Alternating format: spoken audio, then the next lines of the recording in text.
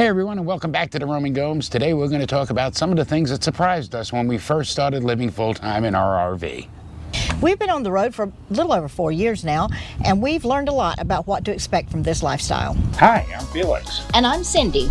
In 2019, we sold everything and moved into our RV full-time. Since then, we've traveled the country following my nursing contracts. We are the Roaming Gomes. When we first started looking at Facebook and all social media, before we actually went on the road, we were convinced that the RV was basically going to fall apart about 5 minutes out of our driveway. Everybody was talking about what big pieces of junk they were, and that you can't live full time in an RV. I'm gonna die in there, all of you! And I was worried. I really was, honestly. I mean, it got to the point, I'd never towed something this big. I had towed my boat a few times. I had, towed like a little trailer, but I'd never towed something this big. And going by what social media was saying, basically this thing was going to just be, pieces were going to be flying off as we were going down the road. And I found that not to be true.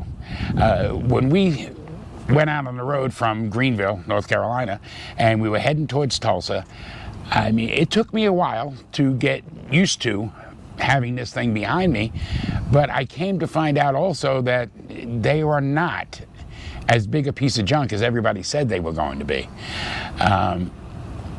We've been, as we say in our opening, we've been on the road a little over 4 years, and 2 different trailers, and neither one of them has really had big, major problems.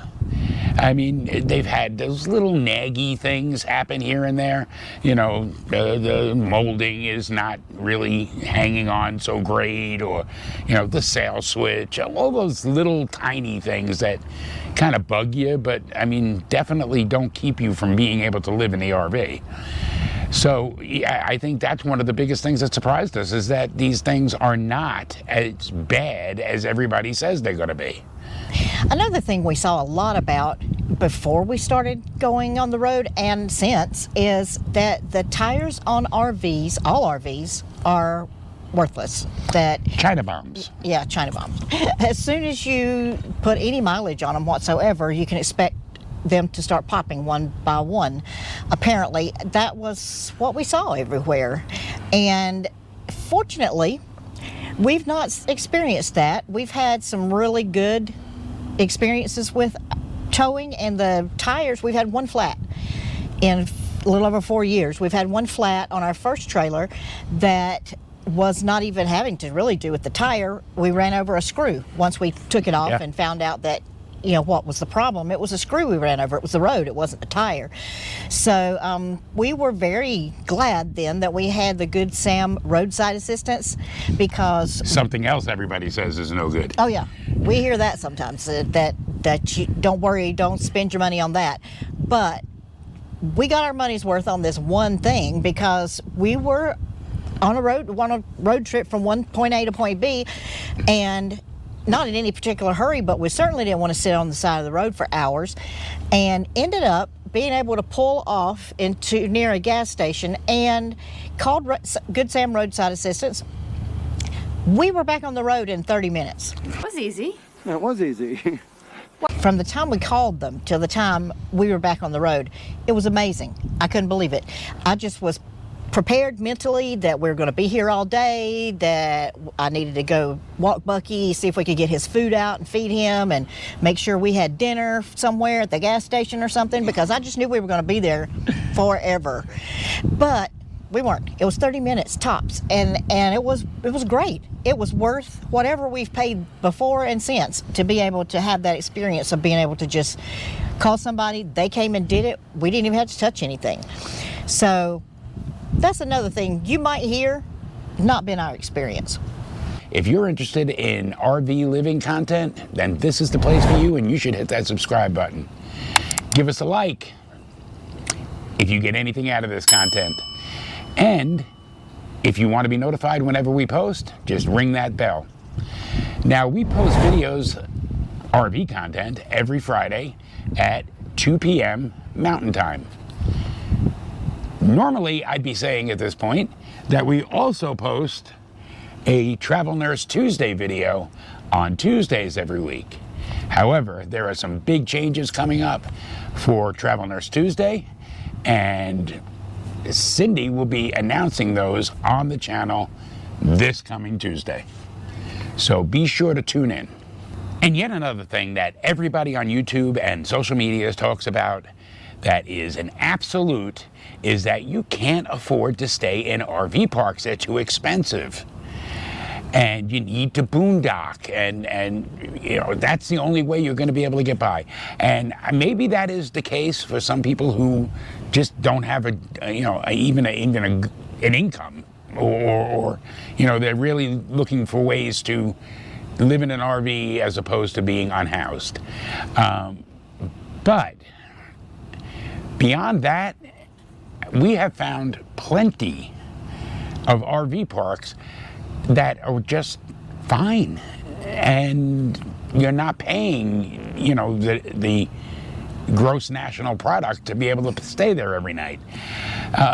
What comes to mind immediately is the one in Texas, and this was just for an overnight, but there was one in Texas that we pulled off the highway, it was basically a lot, a grass-covered lot that had, I think, maybe 12 hookups, and you pulled in, you put a $20 bill in the envelope or in the box that was by the building that was there that nobody occupied, and you pulled into a spot.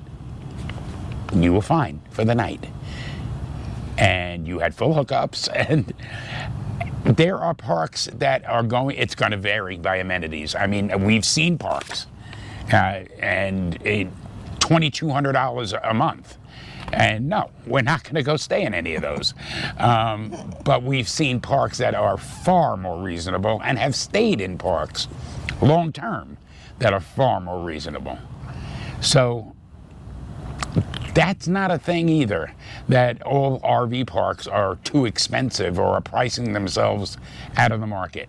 As we were downsizing and getting ready to move into the RV full time and start traveling, I kind of had a few misgivings about if I was going to miss having a sticks and bricks, or miss having a house. We were in an apartment, nice apartment, 3 bedrooms, 2 baths. It was a nice little place. It was as big as a lot of houses, but my concern really was more about the stuff we were getting rid of, I guess, because I don't miss it now. But some of the things that, you know, you can't do in an RV. It's hard to do some things that you would do in a house in an RV because of space.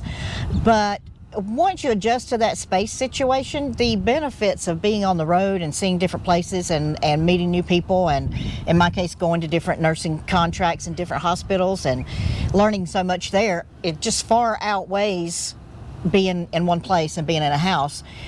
There's advantages to both, but for us, the freedom of being able to go from place to place and having our house on wheels instead of stationary has really far outweighed the benefits of sitting still in one place.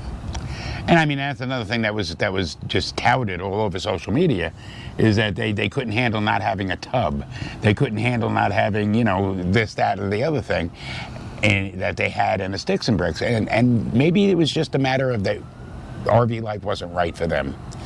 Overall, I guess you can see from this video that we've been surprised at how much we've enjoyed this lifestyle, how even if some of the surprises may not have been good in different places, the good surprises outweigh the bad, and we wouldn't trade it for anything. We've really gotten to know new people. We've gotten to see places we would have never seen otherwise.